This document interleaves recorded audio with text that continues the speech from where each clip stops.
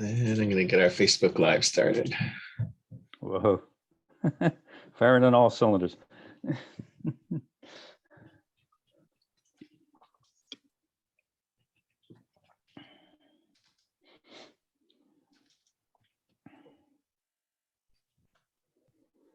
So Tatiana, you have some level of internet now? Good morning, David. Can you hear me now? I can. Internet and video, is that going to show up? No video yet. Okay, it's just coming. Yes, I, as of about 4 days now, have internet back. Whew, that was a tough one. Mm-hmm. I'm sure. The school bus cannot come fast enough, David. I don't know if you've ever done a whole summer without Wi-Fi in your house with teenagers by yourself, but I am so sorry. Thank you, Ted, so much for picking up the ball. I couldn't get anything out. I couldn't get phone calls. I couldn't get TV. It's been a doozy. I'm back up and running. Good.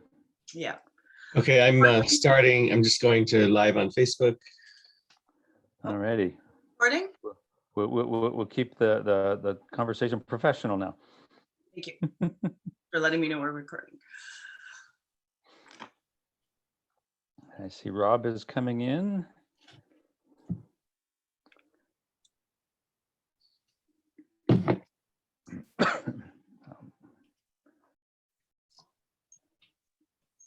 Good morning, Rob.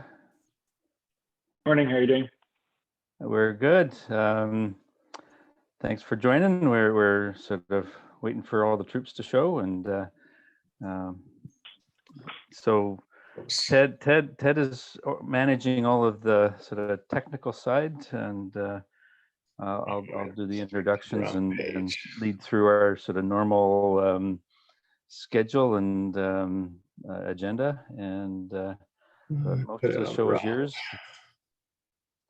All right, cool. Yeah, thanks. I'm excited to be here. Wrong page. Oops.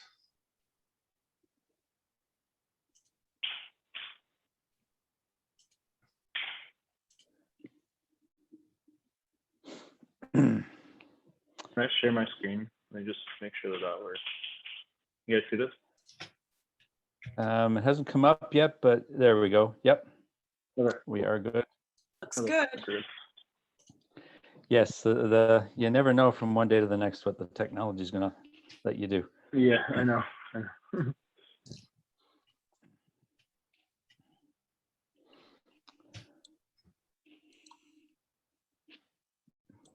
Anyway, yeah, so this is our first of the fall season, so we're sort of gearing back up. We typically take August off just to give everybody a bit of a brain break, and yeah, attendance is usually not so good in August anyway, so it's might as well face reality on that one. Yeah. I mean, we had a busy August. I kind of wish it was a little bit slower, but which is good for good economically, right? Lots of work. Oh, that's good. Yeah. Okay.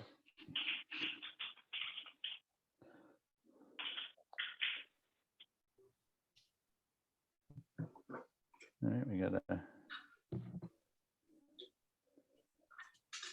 little bit more. Anyway, we'll wait a few more minutes and then we'll get rolling.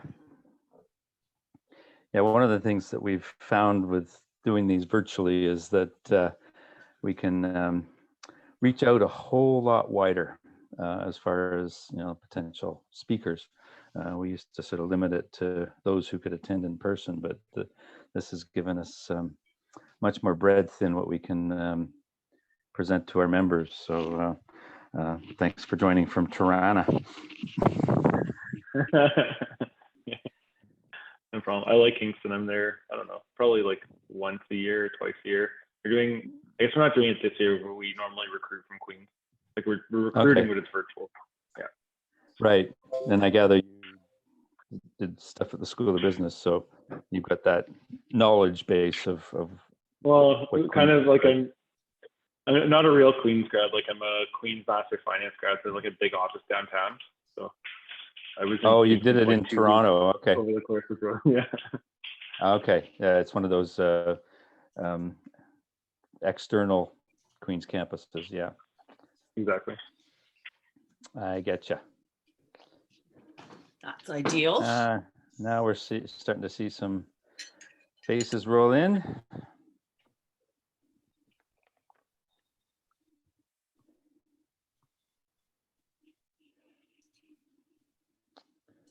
Greetings all. We're going to give it maybe a minute or two more, just the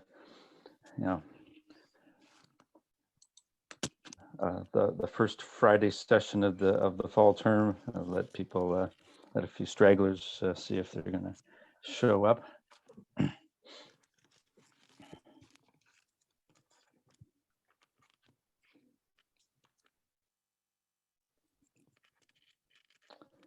And we will. I think I heard an interesting piece of news. I was talking to a different developer from the one who's doing the project on Princess Street with geothermal. Right. There's another developer who was sort of inspired and talking to the same technical company about possibly doing geothermal on another build in Kingston. So that's interesting. Cool. Yeah. It's good to have that first one. Oh, exactly. Yeah, and whether it's of interest or not, my gas furnace got condemned about 3 weeks ago, and I'm checking with many of the local HVAC vendors on the pros and cons of putting in an air source heat pump. I certainly don't have the wherewithal or probably the space to put in geothermal, but so I'm going down the air source heat pump road, which is an interesting learning curve. The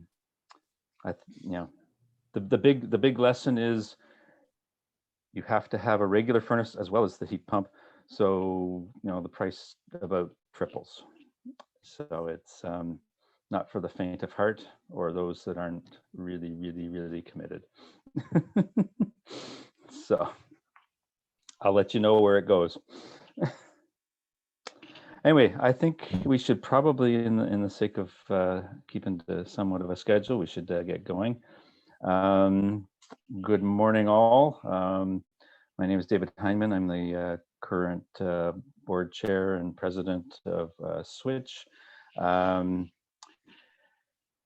First thing we always do, and it'll be a quick one today, is go around the table and or go the virtual table and have everybody introduce themselves, so that if there's any connections to be made, we can help facilitate that. So I'll go left to right. Ted, do an introduction. Sure. Hi, I'm Ted Chu, former.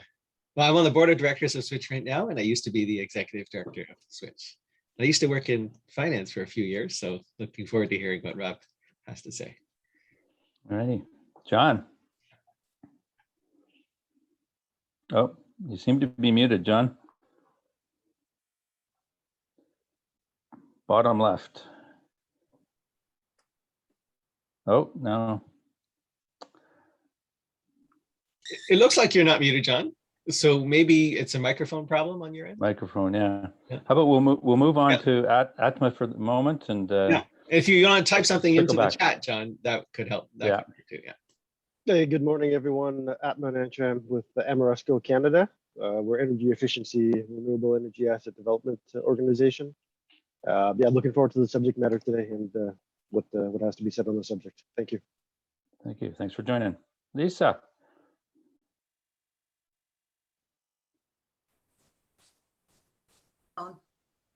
Hello there.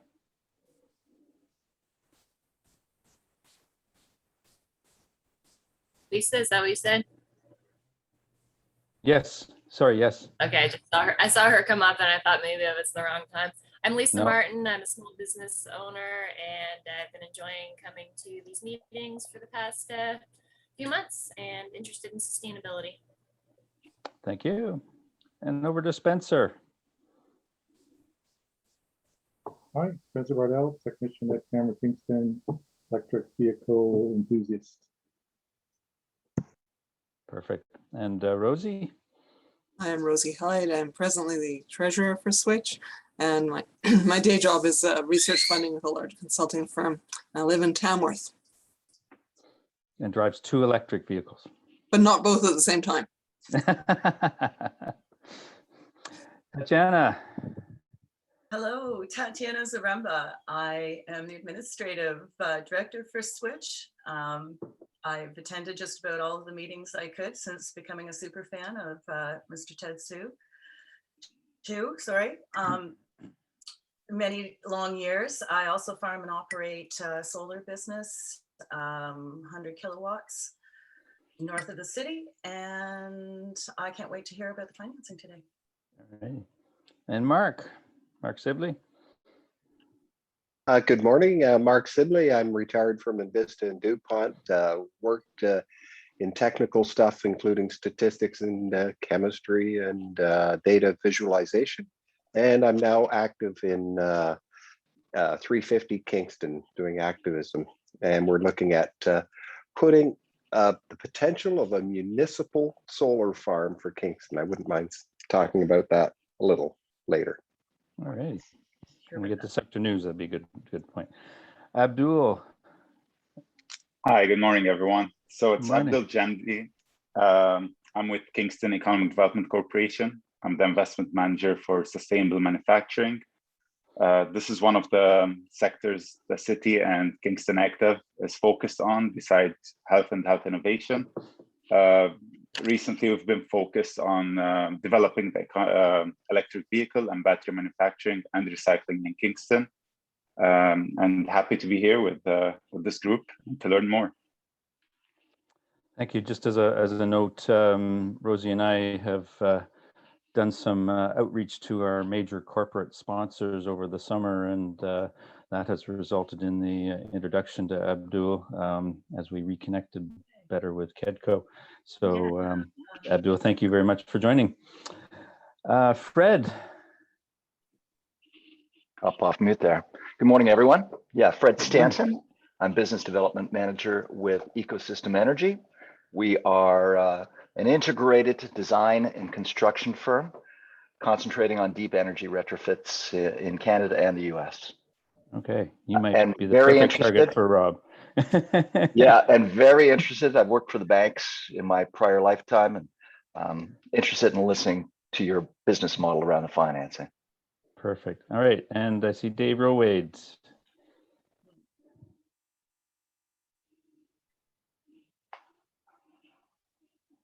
I see him there, but I don't. I'm not hearing anything. John, have you fixed your issues? I don't know. Can you hear me now? Yes, you certainly. Yes, we can. Yeah, I'm representing a social housing unit in Belleville, specifically for seniors. Yeah, thank you. And a longtime participant. And Dave is with the City of Kingston in their sustainability unit. I'm sure I'm missing some of the nuanced details on title and role, but hopefully Dave can hear on his end if he can't connect.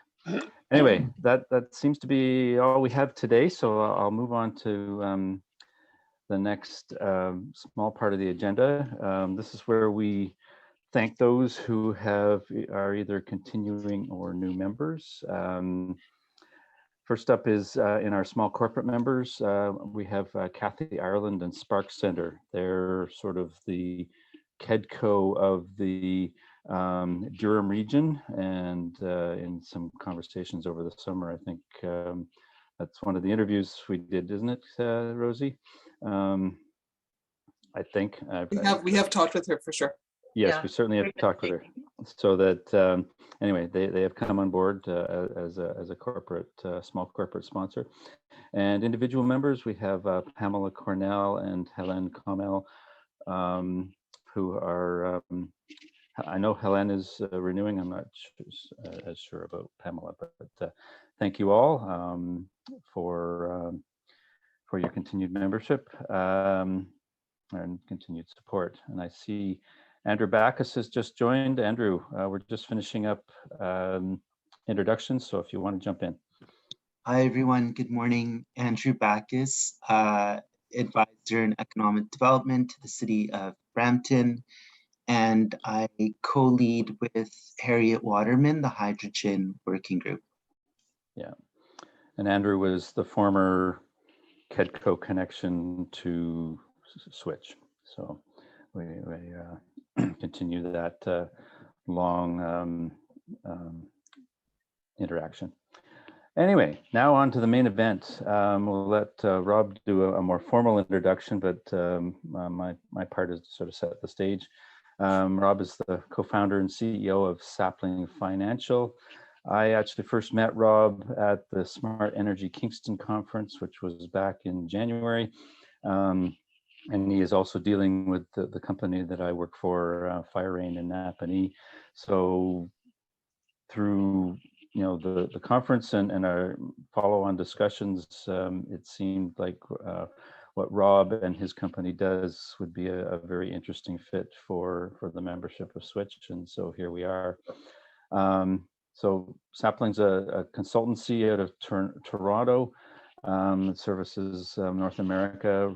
Rob has a long history in the financial sector, Artemis Investment, KPMG, Bell Canada Finance, and I thought maybe he'd done a degree at Queen's in Kingston, but I guess it was at the Toronto campus, so I didn't get to come and join us as much as maybe he should have, but anyway. So with that, Rob, I will let you fill in any further blanks, and we very much look forward to your presentation today. Yeah, thanks so much. I'm really excited to be here. I am going to share my screen, so let me know when you're able to see that. And I'm also a proud electric car driver, a Chevy Volt. It's I guess not fully electric, but can you see it? Yes. Okay, great. Yeah, so very quickly, a little bit about us. So we're a financial modeling data analytics consulting firm. We're 10 people right now. We will be probably 13 shortly. We just had our kind of interns roll off for the year. And then we're also in the process of finalizing kind of another hire on the consulting side. We have several different verticals. One of them is the electricity market. So we do a lot of modeling there. We also do a lot of work with private equity firms at their portfolio companies, especially, and sometimes through diligence. So we do understand both sides of the picture. We understand the company developer side, and we also understand the investor side. So we bring that understanding to everything that we do. We've been involved with a lot of big equity raises in the electricity space. We did work with one company where they closed, $25 million in their first round equity raise, and then I think 6 or 7 term sheets for $200 million. So we're good at building credibility through the process, and we're good with helping with decision making. These are our kind of 4 services. The electricity space, really around the financial model build. I'll talk a little bit more about that in a second, specifically how that works. And then we also do a lot of data analytics work, that's Power BI dashboarding, to help with kind of finance and operating KPIs. We'll do operating tool enhancements. This will be, think of like an activity-based costing model, a project pricing tool, a plant scheduling tool, and they'll also do automation of kind of using Excel, SQL, VBA, C#. So at the end of the day, we're basically a financial planning and analysis shop, and that's all we do. We don't do accounting. We don't do anything kind of outside of our lanes. Within the energy or electricity space, our work kind of covers 3 major components, and those are really what I'm going to talk to you today about. One of them is raising capital. So this is building a model, a bankable financial model that can attract investors' interest. So this is really about building out the key performance indicators in the model that the investors want to see. That's internal rate of return, multiple on invested capital, lots of detail on the cap table. And obviously you have to get the other stuff right as well. And so the other stuff is pricing projects sustainably. So that's building a financial model that is usually project specific. And so that'll include the full 3 financial statements, And this is really project specific. Often the raising capital piece, it can be a portfolio project, so it could be a roll up or aggregation of a bunch of projects, or sometimes it's just one project. And then the other side of that, often, again, it depends, but if we're talking about like a microgrid that is displacing grid load, demonstrating customer savings. So that's an important piece as well. So we'll talk a little bit about that as well. So those two pieces together form what I call project modeling. And then sometimes a project model is what you use to raise capital directly. Other times you will take 10 or 15 projects and then aggregate them into a higher level model. And that's the one that will go to investors. Although they will do the diligence, trust me, on the individual project and model. So in terms of some of our previous work, like we did a transmission financial model, HVDC. So this is more of a project finance model, single site, if you want to call it that. We've also done a lot of natural gas reciprocating engines, so pricing individual customer sites. And then this one's a little bit off the track. So this is more of a typical startup financial model with really not a lot of features that make it distinct from just a straight up product. So this was a product designed to make wind turbines more efficient. And this is just kind of showing the rollout across various wind farms. So, you know, we're comfortable in all aspects of financial modeling, but I will be talking more about this kind of work today. So in terms of modeling for bankability, useful to think about kind of three major categories of models. And by the way, please interject whenever you know have a question or thought. I like interactive conversations rather than just presenting. I'm a consultant, not a teacher or a speaker. So this is, you know, more used to two-way conversation.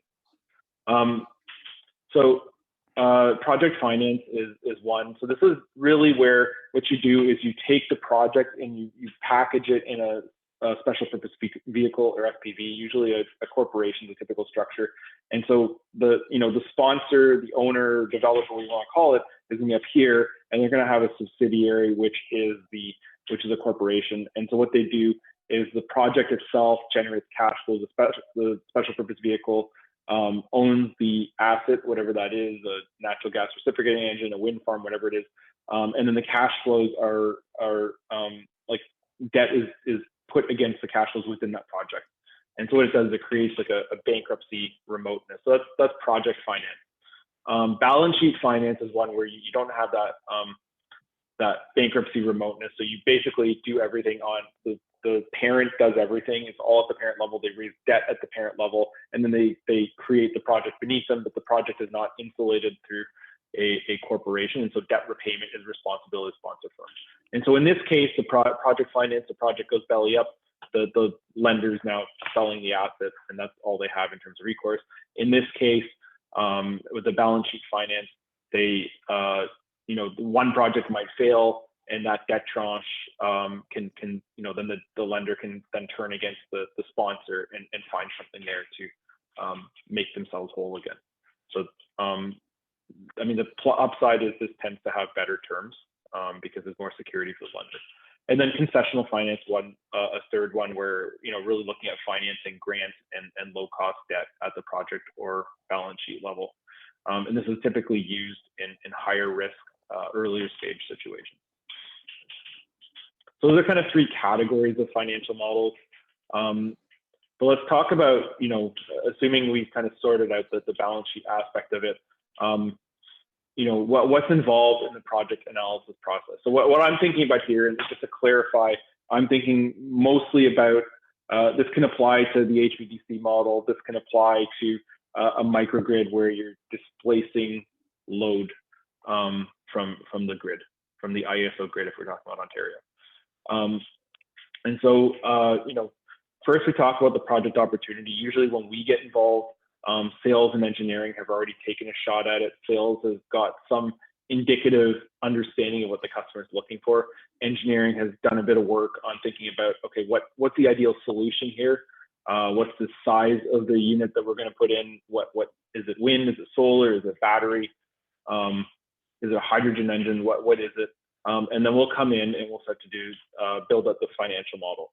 And so we have to think about several different things, and we'll talk about these in more detail: revenue drivers, operating costs, capital costs, working capital, project financing, a customer cost analysis, and a scenario analysis.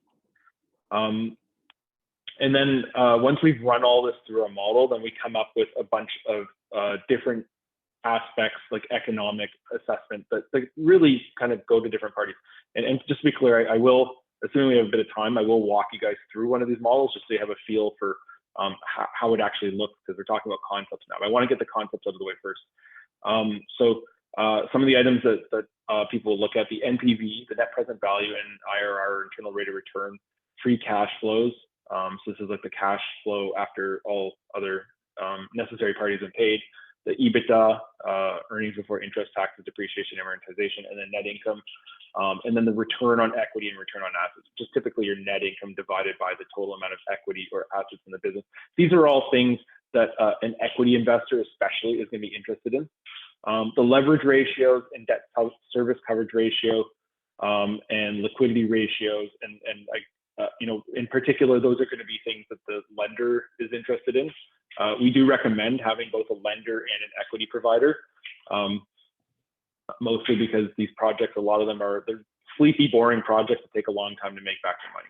So instead of clipping a coupon of 5% or 6% per year, you add some leverage on that, you can juice it up to an 8 or 10% return, which is a little bit more worth your while. So that's why we do recommend debt for these kinds of projects. Turnover ratios. This is really kind of, I guess, sales over assets. We don't really look at that one that much. And then exit valuation is one more piece that goes into this. And there's two ways to think about the exit valuation. So this is, let's say you have a contracted term of 10 years for your project. How do you treat the asset at the end of it? Do you assume you just sell it for scrap? That's a legitimate thing. Do you think about potentially there's a future agreement another 10 years, and you probably probability weight that, or you can sell it as just like assuming that the asset continues to generate exactly what it did before. A little bit more of an aggressive assumption, but that's, when the way to make a lot of money in this space is to have a whole bunch of different projects, you aggregate them into a whole, and then you say, okay, I'm generating $50 million of EBITDA per year.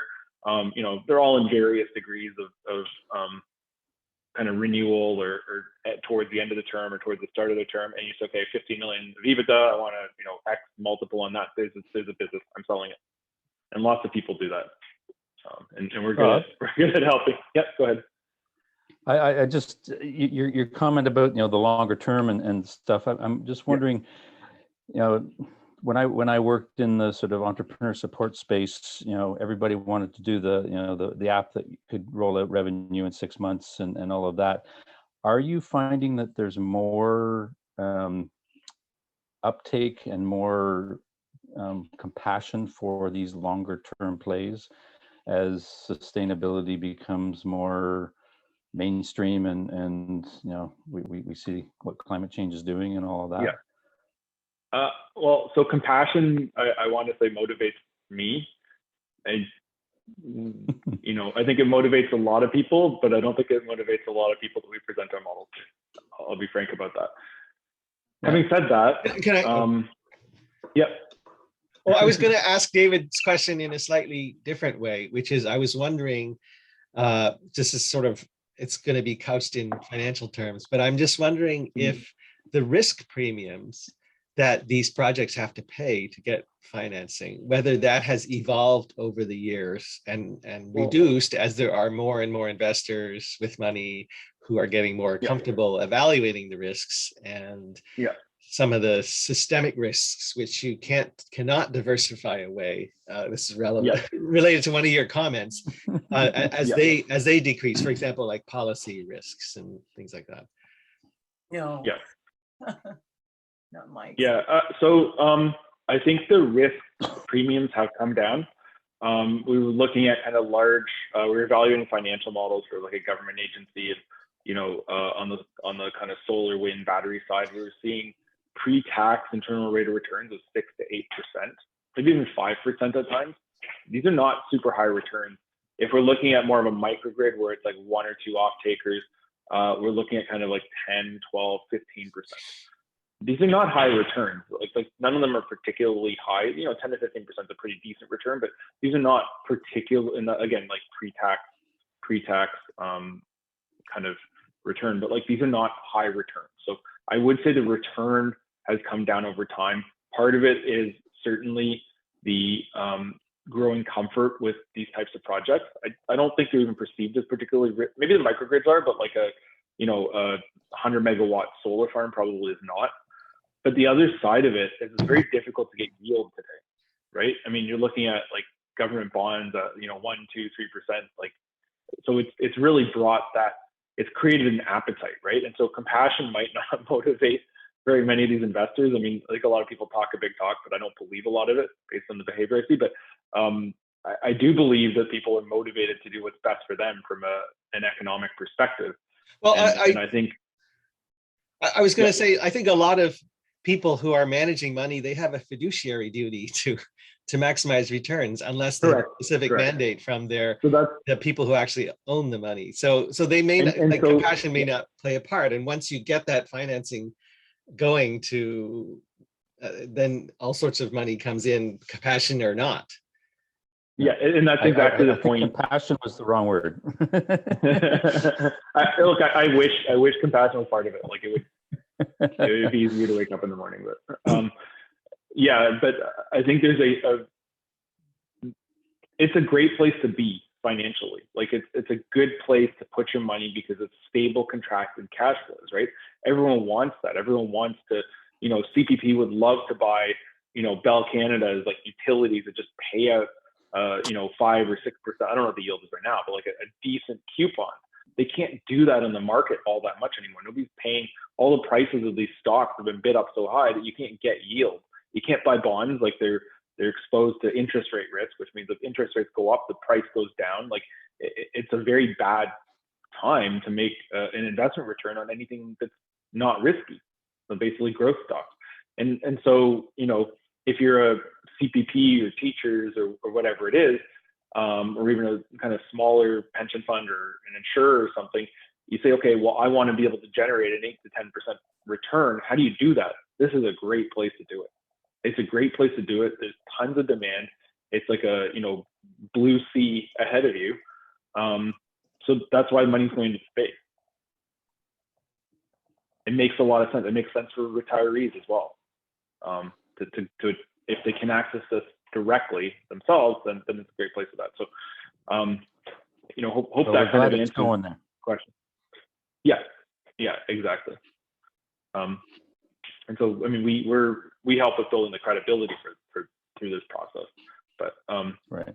And so that's what the modeling is really about, is to demonstrate that return. That's why the money's going to go there. They think they can get a return. And then, yeah, so once you've kind of done your detailed economic assessment, then you come out with a number of different items, like a project pricing. So setting what's the kind of levelized price that I can offer my customer. There's different ways of doing that. That can be per kilowatt hour, the standard power purchase agreement, or it can have like demand charges, tolling fees, and there's a bunch of different ways to do that. The customer savings. So, okay, what do they pay? Let's say they're paying 12 cents on the grid right now. Maybe we can get them down to 8 cents, but then they're still going to have a standby charge, especially if they have some volatility, and our solution can't cover that. We can make a decision on whether it's feasible or not. So even before it gets to the investor, it's useful to run these models to say, okay, do we want to do this project or not? Yeah, so that's kind of the project analysis process. And we put together a little bit of a wheel here, talking about in more detail, really these different items, because there's a lot to go over. So in terms of revenue drivers, I already mentioned this, like sales and engineering are going to take a crack at this first. What is the unit size? What are the specs of the solution that we're proposing?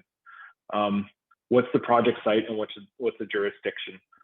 So by jurisdiction, obviously all of Ontario is covered by the IESO, but then you have your LDCs in different jurisdictions, and then they all have different rates as well. So depending on where you fall. So it's important to understand that. Islanded versus grid supported is key. So, if we're islanding, as in like the unit that we put in has to be big enough to cover all demand. And if it's renewable, we'll often need a battery in order to cover that.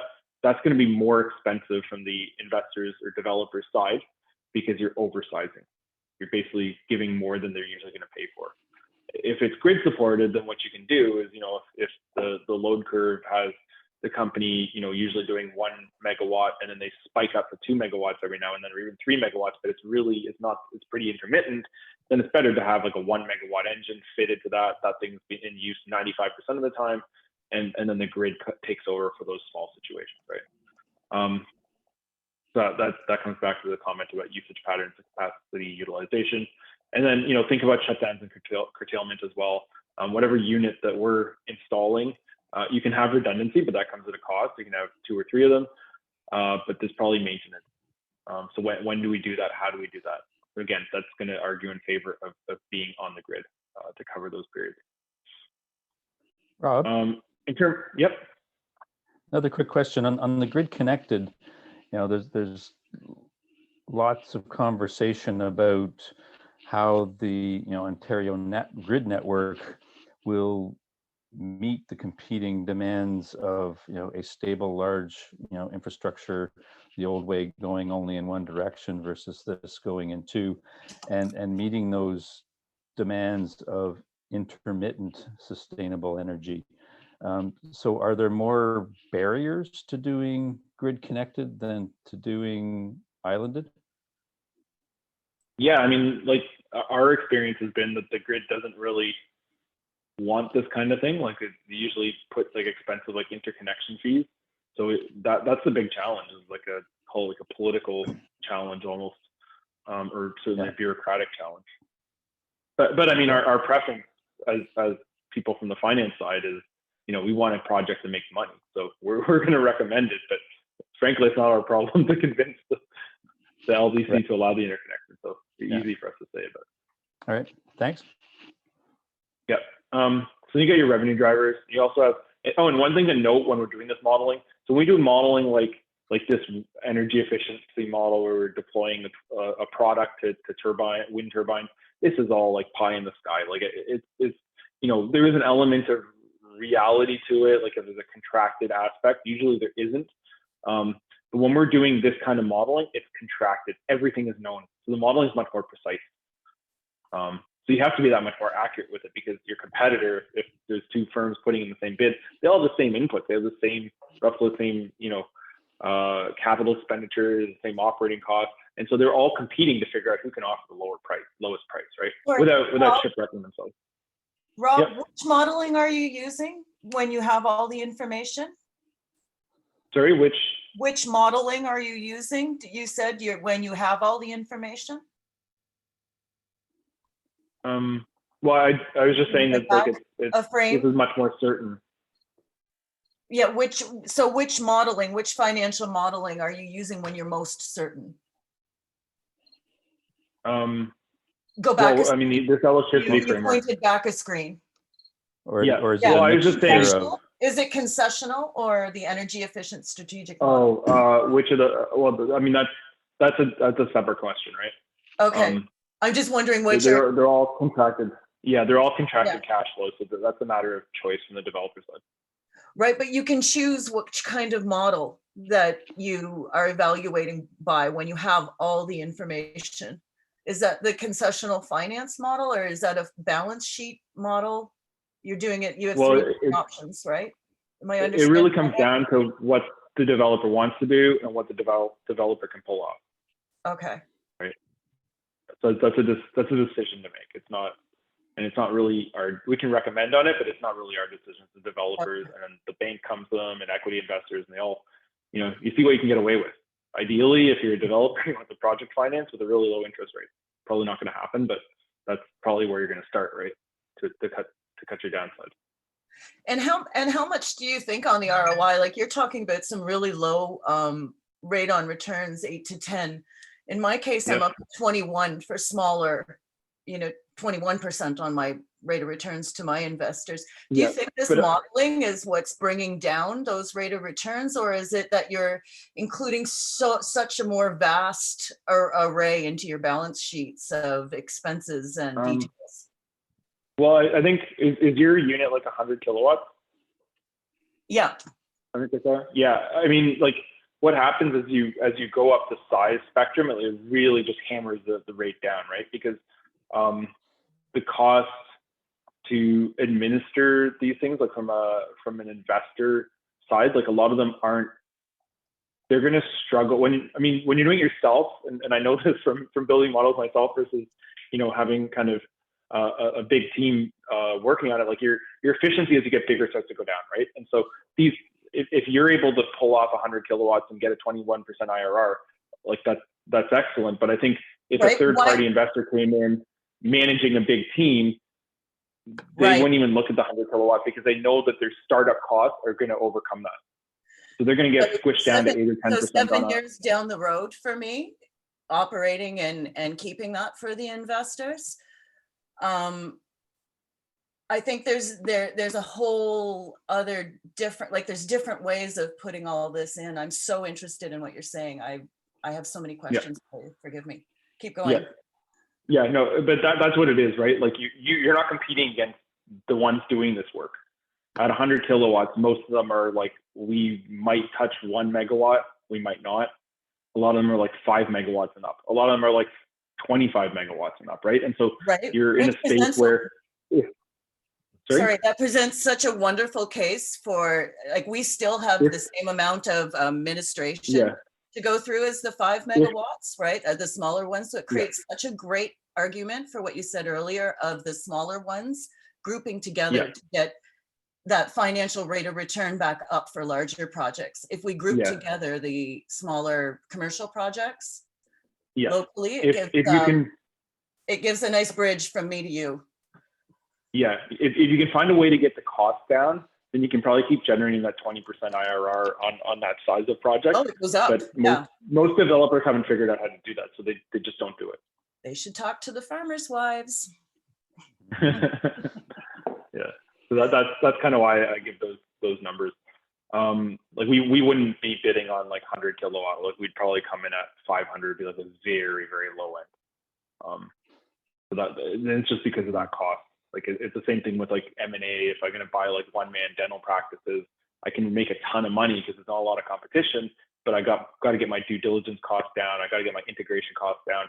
And most and your administration costs. Investors don't bother. Yeah, most investors don't bother. They're just like, why would I bother with that? I'm going to buy 20 dentist practices, and I'll focus. You only have to buy one, not 21%. Yeah, but if you can do it with kind of tender loving care, then I think it is a good opportunity. Yeah. Perfect. David, how am I on time? Like I think I'm at least like. I mean, we another 15, 20.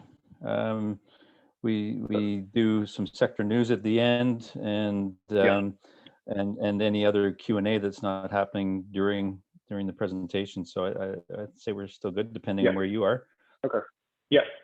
I'll go through this dial and then maybe really quickly show the model. I think that makes sense. There's a little bit of extra content, but not a lot more. But yeah, so you got your revenue drivers, your operating costs. These are typically known. At least known to a pretty good degree of certainty. So operations and maintenance, usually got schedules for this. I think the schedules are almost always inflated. So if you can internalize that aspect, then that can make a big difference. Major overhauls, so sometimes it's big parts that fail. So budgeting for those. Some investors will require a sinking fund, whereby every month you put some money aside, knowing that there's going to be a big item that has to be replaced. Insurance, general and admin costs, tax and regulatory charges. Raw material and energy fuel, if it's like natural gas reciprocating engines, or I guess that's probably the main one, or CHP. Think about what the material cost is. Think about what you need to make it make sense. Think about what hedging you're going to put in place as well. I think it was like we were finding like 5-year hedges were like reasonably easy to get, and the 10-year were a little bit more difficult. And then you also want to do the electricity rate order and customer cost analysis. So that forms the aspect of showing what you can save your customer net. Working capital is often neglected in modeling. I think that's a big mistake because often it requires additional cash. So someone says, "Oh, well, my project costs $1 million. I'm going to raise $1 million." No, you probably need like 1.2, 1.5. Your receivables, you're going to, usually your customer's going to pay in arrears. The bigger the customer, the worse it's going to be. The higher the credit, like the better the quality of the customer, but the worse that's going to be of a cash drain.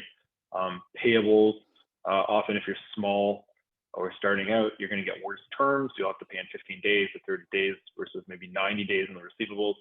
The CapEx or working capital reserves, I already mentioned that. If you know that your unit's going to require a major overhaul, your bank's going to make you put money aside, and that's going to be in a restricted fund. So that's money, again, you have to raise. And then supply deposits as well. And we've seen like natural gas deposits you have to put in 2 or 3 months worth just to open the account. And so that's something else to think about. The capital expenditure is a big thing with these projects. Like you usually have like a really big negative cash flow in year one, and then you have lots of tiny cash flows, positive cash flows in future years. The CapEx, that big negative cash flow, that's where the bulk of the financing is required. So that's your plant and equipment costs. But don't forget there's soft costs, project construction and payment milestones, and deposits and retainers. An important thing to keep in mind is soft costs. That's, you know, like your engineering, your design, your environmental, all those things that don't have a physical plant or physical item behind them that can be sold. So think of like, you know, someone producing a deck for you or producing a financial model for you. The bank's not going to lend against that typically. So that will have to come. Question about capital expenditure and my curiosity. Any of your projects that you've worked on or expect have another, that like the energy production is a small part of it? Like I'm thinking, you know, an Amazon building with lots of solar, or the Tesla Gigafactory that had a large solar component. Does any of that play into the models where a lot of the capital expenditures are somewhere else? Yeah, we do that occasionally, but typically the project is evaluated in isolation. So even if it was like, you know, a big company like working, and they're not gonna isolate it as a separate SPV or something. The best practice in finance is to isolate the cash flows. So we would say, okay, on its own, we're going to evaluate the incremental impact of doing this project. Does that make sense? So if you know, say we're building a new building, and then there's like, you know, that building's gonna be used for something, like to fulfill warehouse orders or whatever, and so there's gonna be a P&L, forecast P&L or profit and loss associated with that, and then we're also gonna be setting up like a microgrid associated with that. If we're doing things properly, we're gonna evaluate those two in isolation. So there's two separate decisions, right? One is like, do we go ahead with this plant expansion, yes or no? And then, you know, assuming we go ahead with the plant expansion, do we use the grid or do we use a microgrid? So we would isolate those as much as possible, even though they're not separate companies.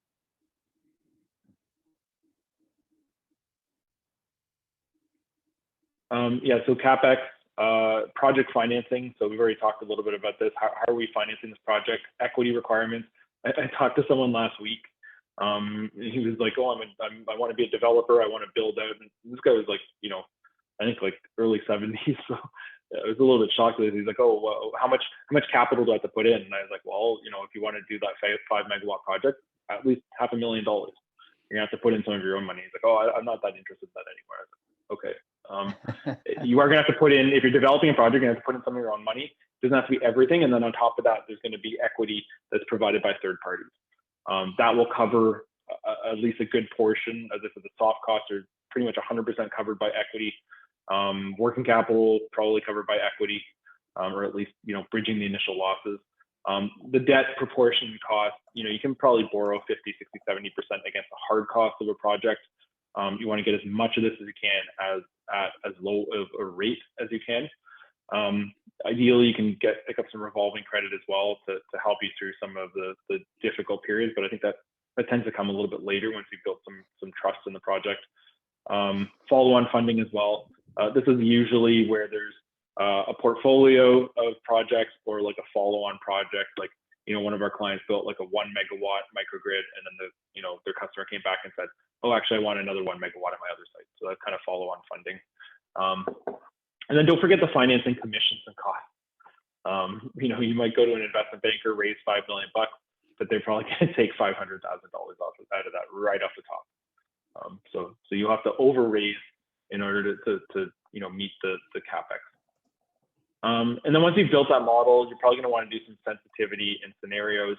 You know, if we think about like a natural gas reciprocating engine as an example, we're going to want to play around, especially with the gas price. That's a huge input. We might want to play around with utilization. So is it 80% utilized, is it 90% utilized? Like, we will play around with the term. Is it a 5-year term? Is it a 10-year term? Is it a 20-year term? And what's the pricing associated with that? Generally, the longer the term, the cheaper the price we can offer, because we're amortizing the unit over a longer period of time. And yeah, so pretty much playing with different scenarios. Sometimes we're changing one factor, sometimes we're changing several different factors. And then it's useful to stress test for COVID-like situations. We've all seen what COVID looks like. I don't, you know, as I mentioned, most of this stuff is contracted. I don't think you're going to get into situations where you need to stress test because you don't believe in the contract. You might stress test because you don't believe in the party on the other side of the contract. They could default, they could go under, they could just decide to stop paying, and then, you know, you've just got a lawsuit on your hands and no cash flows and costs that continue. So yeah, so pretty much, you know, all of this work, there is a series of iterations, and you kind of go around the wheel a little bit and change this, change that. You get feedback from you know, the vendor. Maybe the vendor can shave off 5% on the capital cost, or maybe they're saying there's a cost overrun. You know, you might be able to squeeze a bit of extra money out of the customer if your major input costs go up, whatever it is. So there's an iterative process associated with this, or you know, you discover that you have to make a deposit for one of your vendors or whatever it is. So building these models is an iterative process. Ideally, you build it with some margin for error. So you say, okay, well, I want an 8% return. I'm going to price as if I'm going to get a 12% return, and then you see that return kind of like pulled down over time as you get different costs in and people run over and stuff. So you build a little bit of a contingency in there to make sure you end up where you want to be.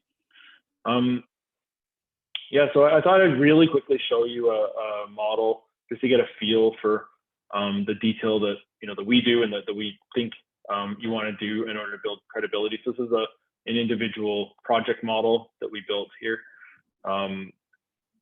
These are kind of some, I'll show you like this rate chart. So this is like a rate chart. What we've done is we looked at the company's bills, and they were paying 13.6 cents per kilowatt hour, excuse me, on 7,000 megawatt hours per year. So $955,000. What we came up with was the price. This is a natural gas reciprocating engine. We came up with a price of 10.7 cents. That would cover up the lion's share of the 7,000 megawatts, but we kept them on the grid because we couldn't quite cover everything. And so there's some standby charges. There's some additional charges that are based on running on the grid. And so we get to a rate of $831,000.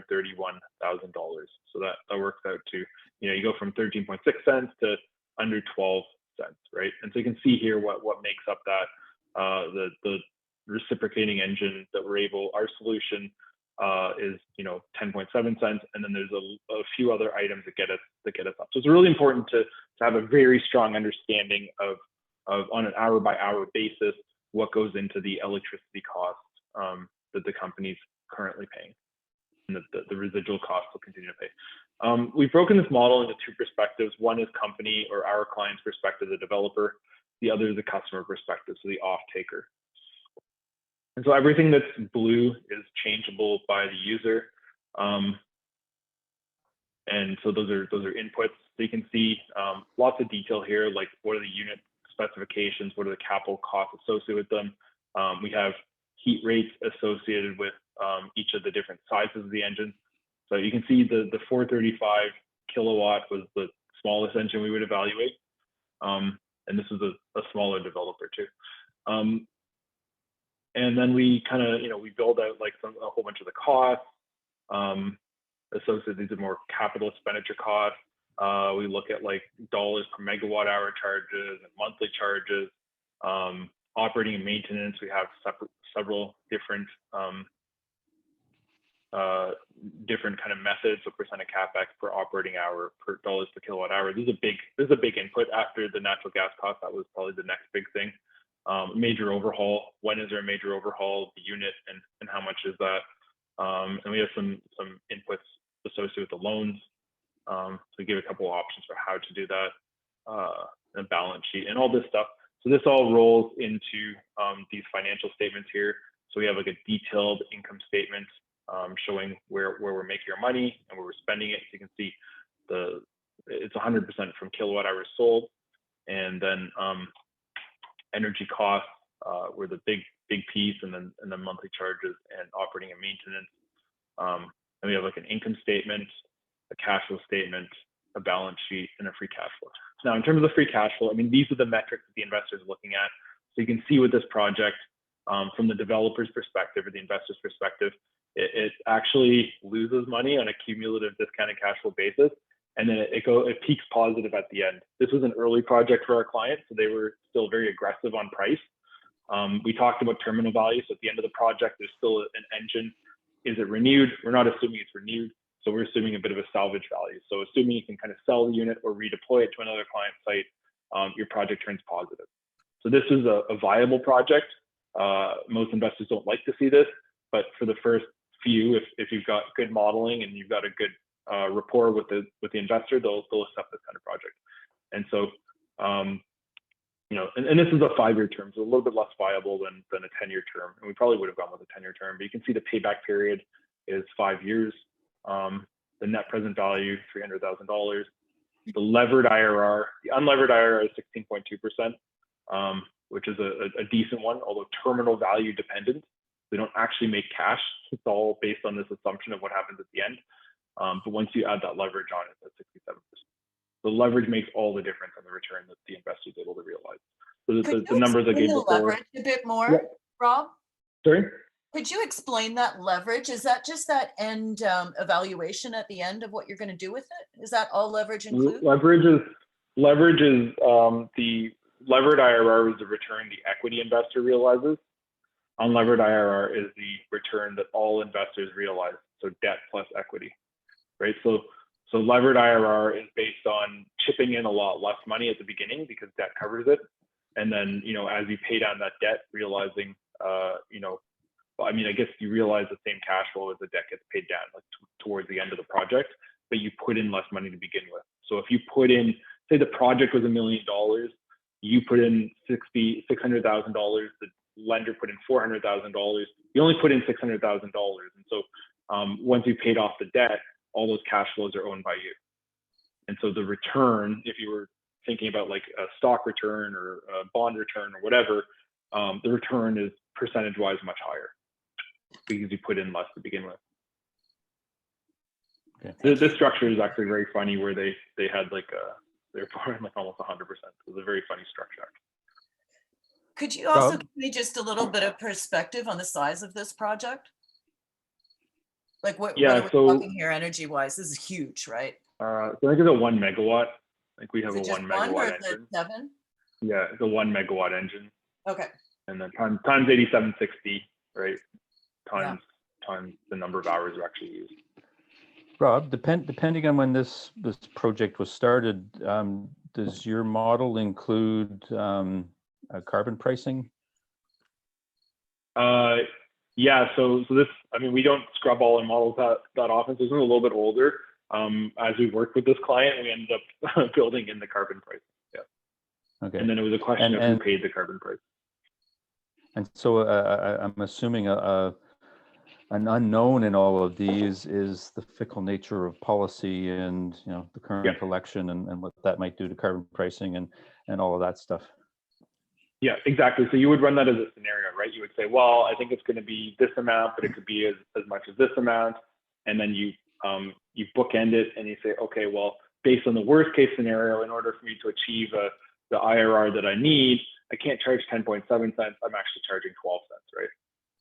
And then you go back to this chart and say, okay, well, how does that compare against the client's existing cost? Right. All right. Perfect. Thank you. Yeah. And then this is our monthly modeling. So we do everything on a monthly basis. You can see all the detail here just to build up the calculations. And then those are aggregated onto here. So this is all the developer or company kind of perspective. The customer perspective, what we do is we lay out metrics for their their own bills. So how much are they paying currently? So we have a bunch of different metrics. I'll show you the important ones, really around like the total, like the hourly Ontario electricity price, or I guess HOPE. What is that? The ISO peaks and their shavings. We do a full calculation on that. Assuming they're Class A. If they're Class B, we can just toggle that and use Class B instead. And then we do a full analysis of the LDC, local distribution companies, charges as well. Wow. And then that all gets run through another monthly model from the customer's perspective. But the real heart of this model is the hourly work. And so you can see here, this is what we do is we get every hour from the customer. Then we paste in the electricity consumed over that hour. This would be in kilowatt hours or kilowatts in an hour. And then what we do is we stack the engine. So in this case, it's a very simple, straightforward project. There's only one engine, 1,000 kilowatts. And so, you know, like example here, 1090 is consumed. That's the demand. Supply maxes out at 1,000. So 90 stays in the grid. And then there's, let's see, so this is Sunday night. This is the maintenance periods, or 8 hours on Sunday night when they do maintenance, so all on the grid, right? And so each hour by hour, we treat this. We figure out from here, you know, how much natural gas is used based on our heat rate, and then we figure out how much stays on the grid, and then we run all those calculations on this customer monthly model. So right here, we do all this detailed calculation, and that's how we were able to recalculate the bill. Wow. So that's pretty much it. You have the customer side, you have the developer side, and it's a zero-sum game. It is a zero-sum game. There is an inherent economic reality which both parties confront, and that's the cost of generating the electricity vis-a-vis the cost that's currently being paid. So it's like an inherent economic reality. And so our modeling discovers or uncovers that reality. And then from there, you're just splitting the difference.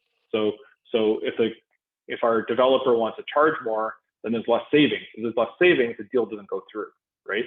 And so you're trying to basically, it doesn't matter whether you do it with a percentage cost savings or whether you do like a tolling charge or per kilowatt hour, it doesn't really matter. That economic reality is unchanged.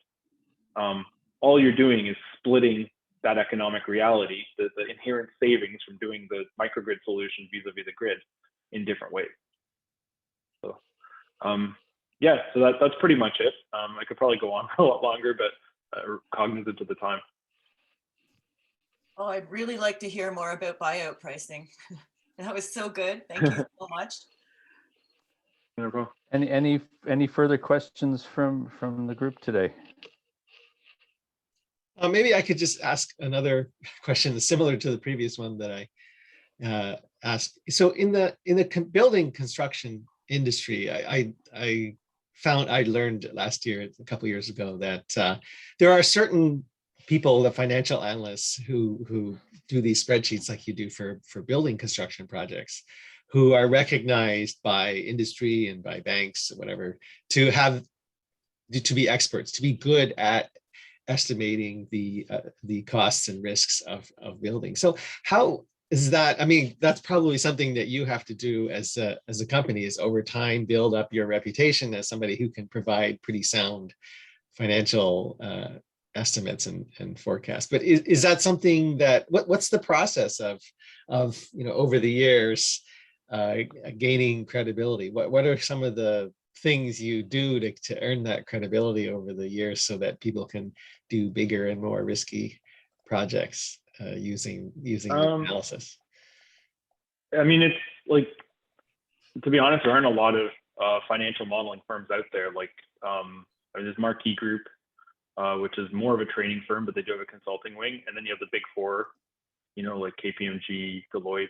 There's just not a lot, right? So if you're around, like we've done great, like some really good deals. Like we, worked on mobile clinics, like $165 million sale to TELUS. Like we've done some good big deals, and we did the work properly. We didn't screw them up, and and our team's growing. So I think that's kind of nobody in terms of like the one-man shops and like the individuals out there, there's so many of them that you know, nobody can really keep tabs on who's good and who isn't. With the firms, it starts to get a little bit like there's a little bit of brand name recognition as time goes on, but it's really about just doing a lot of work and not screwing it up.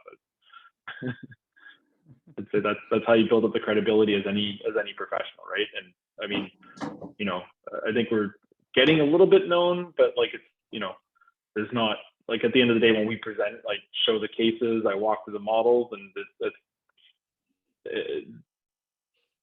there's no central place you can go to say, oh, who has a good reputation in financial modeling? Just like, you know, you could search the who's who of law, and then you find one of those people, and one of them's like amazing, and the other you have a terrible experience, right? So it's not quite that straightforward. Yeah. But I'd say for us, you know, just having a good track record, growing our team, working with prestigious clients, that's kind of what we do. Well, thanks for sharing your expertise and knowledge on it. Any other questions? No. Now we usually Ted usually leaves the Zoom link open after the sort of formal part of the meeting has ended. If there are other questions, I see we're doing well on time, so that's great. At this point, we always go through and do some sector news that will, you know, cover some of the areas that Rob has talked about today. So we'll move on to that. Anybody have anything anybody wants to talk about in relation to fuel cells? I guess not. Anything on solar these days? Solar's been super busy these days. With the close of that NSERC grant, a lot of us weren't able to even get the engineering together and development. So quite a few clients that I'm working with Zaremba Farm Solar, we're getting a lot of the rural people together and trying to do an application together as a joint, very much to attract larger investors to get involved to support some of these small local community projects. So we are gathering our resources and doing that out here in South Frontenac and working with some of our other things. Solar's never been busier. It's been a great summer. Good. Anything else? Also in solar, as I mentioned, 350 Kingston is trying to sponsor a solar farm, and we've looked at two approaches: community solar, where we have traditional investors, and also a municipal run solar. And we actually prefer the latter because we are uniquely positioned in Kingston with Utilities Kingston. And in fact, in 2015, Utilities Kingston looked at PV operations on 2 landfill sites, city-owned property. And of course, everybody knows the economics of solar has changed in the last 6 years. So that might be a route to getting this dream to happen. We're looking at possibly funding this through municipal green bonds. The City Council is asked to consider not just institutional green bonds, but the concept of individual investor green bonds. So we've had an offer from QBAC, and I'm not quite sure what that is, but it's a Queen's group of students to help create a business plan for municipal solar projects. So we're hopeful that will go somewhere. Awesome. So Thank good. you. Anything else? QBAC is Queen's Backing Action on Climate Change. They've been around for a long time, actually, at least 10 years. Awesome. Anything on bioenergy? Not right now. Electric vehicles. This is where Spencer usually jumps in, but not today, or no? All right, there we go. So 2 things of interest to electric vehicles. One, the Kingston city electric buses, they've been using them as pop-up vaccines. And I saw them and I go, why aren't they out running around and I go, oh yeah, get like 20 people sitting around and the air conditioning is running and nobody's coughing or it's not spewing out, diesel fumes and whatnot. So there's a good use of that. And the other thing that I wanted to mention is the Model Y is being delivered to Europe, and it's pushed electric vehicle sales in Norway to over 72% of all vehicle sales. Wow. Nice. I sent pictures of the electric bus at the pop-up Canadian Tire to info@switch if anybody, if you want to repost them, Oh, share them. Perfect. Thank you. thank you. I'll grab those, Spencer. Thank you. All righty. Well, on that, we sort of covered transportation, but is there anything separate on that topic? I believe I see Andrew's not with us anymore, but I believe Andrew and Harriet are working on the third installment of the hydrogen transportation sort of working group. So we'll be posting when that is on our website and figuring out what the topic. Well, I know what they've got the topic figured out. I just don't remember what it is at the moment. So we'll make sure that the membership knows about that. Anything on wind? Geothermal, heat pumps in general. As I said, I've given my thought that I'm going down the heat pump route, and I will certainly report back.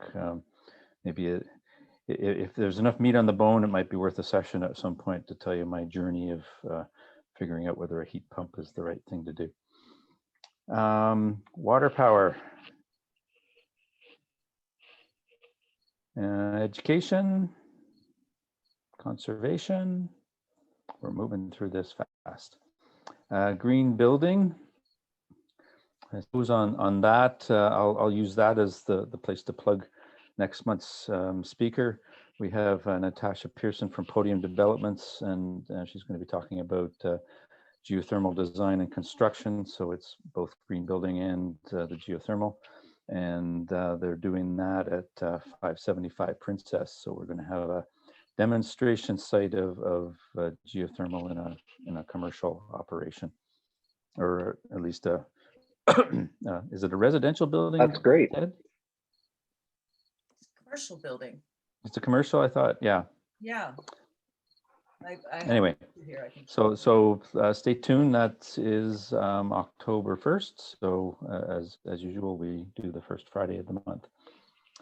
Anything on collaboration? Policy? Rosie. David, I don't know if this really fits with renewable energy, but many of us are connected with nonprofits and may have been on vacation and missed the announcement that ONCA, the Ontario legislation related to nonprofits, is being proclaimed October 19th. And organizations have 3 years to adjust to that legislation. Okay, and is there a 50-cent tour of how it will impact groups like us?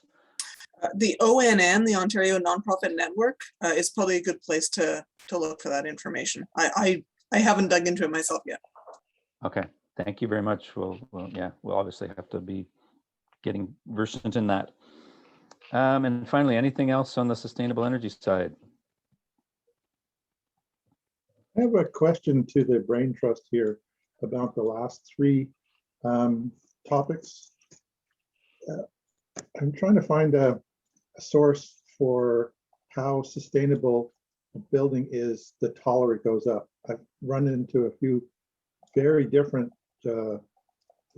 takes on it. Some say no more than 6 or 7 stories out, and it starts to go in the opposite direction of sustainability and carbon output, which doesn't make any sense to me. Like that footprint, the more people you can stuff into a given footprint, the more likely you have as sustainability.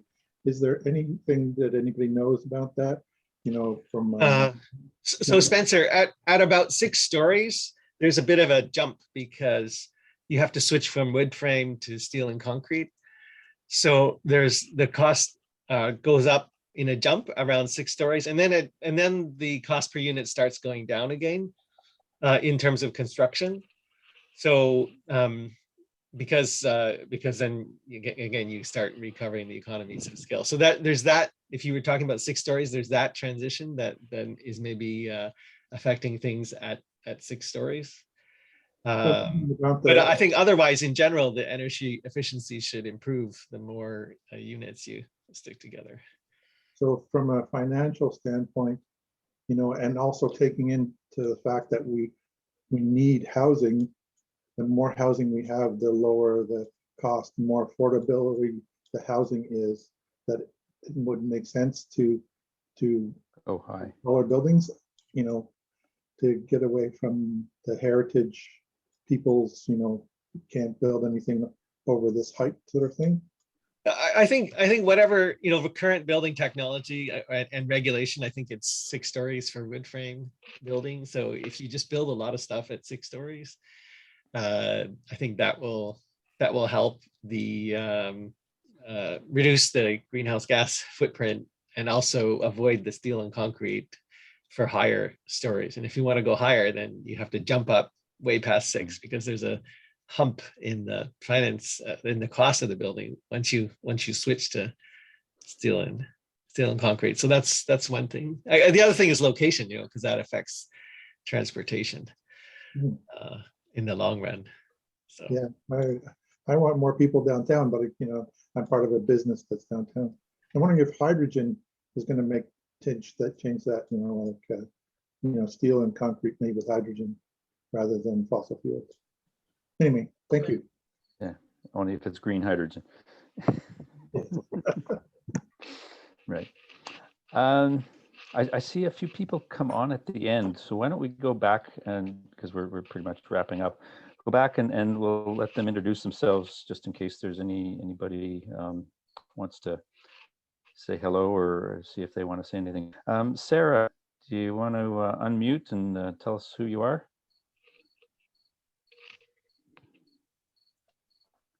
Hi, everyone. Sorry, I'm not turning on camera today, but I just want to quickly introduce myself. I actually worked in Kingston a long time ago, but now I'm based out in Toronto. I actually ran into this event when I was, I think, looking for some research material online. And I noticed, wow, this is a great webinar, and I'd like to hear what is, I think, being developed in Kingston in terms of sustainability and the green initiatives. So I actually just stumbled on this event, and it was very informative, very impressed by what have been presented today. And I stayed on after the presentation because I think everything that you've discussed was, I think, very much on trend. It's everything that everybody is talking about. So I'd like to hear more and hear what is being developed in Kingston and all these great projects. Oh. Thank you for having me. Well, thank you very much for the vote of support. Spread the word, please, and you're certainly welcome to join in. As I said, first Friday of the month at 8 o'clock. We do this on a monthly basis with a range of topics. So we have a mailing list you can sign up to on our website. Absolutely, thank you. That's and if you're really serious, an individual membership would be ever so much appreciated too. That's amazing. Definitely, I'll look into this. Put the hard pitch in. Anyway, Lisa, you want to introduce yourself? Yeah, maybe not there at the moment. And Kathy Ireland.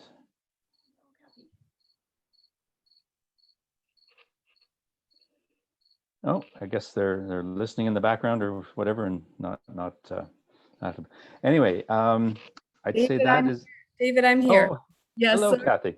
Yeah, sorry, my colleague. Caught you off guard. Yeah, no. Just as you were going to me, my colleague doesn't know what I'm doing. She called me. I said, just let me call you back. I'll call you back.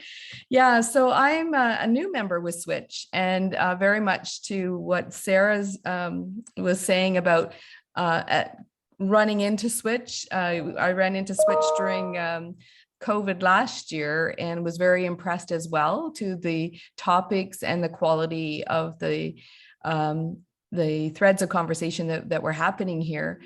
And I work for an accelerator Spark Center out of Durham region, and we're in the process of building a relationship with Launch Lab and Queens and Peril Center for Women's Enterprise. They're the four organizations to date that have come together to help. What we want to do is just bring together, kind of all the players and raise and work to support this corridor being recognized as a place to be, right? To get business supported and helped. And we love the whole green focus of Switch. We've added it to one of the things that we talk about with our businesses. We are an accelerator, and all our partners are in the business of helping business ideas get started, to help them grow those ideas and help and scale, and even going to the end, with succession, whether they're selling their business or passing the baton to a new entrepreneur that's taking over their business. So yeah, this is my first meeting as a member, and we're really excited to be part of this. And I'm sorry that I was late to the call. I had another meeting that was already scheduled, and I was trying to juggle and be two places at once, but that didn't work. But yeah, and I love the direction that Kingston is going in, and because affordable housing is a critical element that we need to resolve in this corridor. We already had problems with people finding rental spaces to live before the pandemic, and now that the prices have all gone up, it's even more difficult. So I don't know if you know that Spark Center is an accelerator where it has an SUV element. So founders are coming in to Durham, and the idea is that we're going to have more founders, and it logically makes sense to bring them to Kingston, depending on what the business is that they're planning to do, because of the expertise and the access to research and all that, and the innovation that's happening in your area as well. So yeah, so I'm excited to hear the little bit that I heard at the end, and I'm glad that it was recorded, and hope that I could be able to listen to the event in its entirety. Perfect. Thank you, Kathy. We did certainly do a shout out to Spark Center at the beginning as a new member, so we much appreciate that. Anyway, I'd say this should end the sort of formal part of the presentation, or of the event today. Rob, thank you ever so much again for presenting. Maybe there's a business opportunity that comes out of this, which is hopefully an outcome from your end. I know I certainly learned a lot. I haven't seen some of that financial jargon in a while, but it's quite, it goes deep. So it's and those spreadsheets were something pretty awesome. Anyway, as I said, Ted will leave the floor open, but for those that need to get on with other things, I've got to get in the car and get to work. All right. We will close down the formal part right now, and I thank you all. And Rob, again, thank you very much for a very enlightening presentation.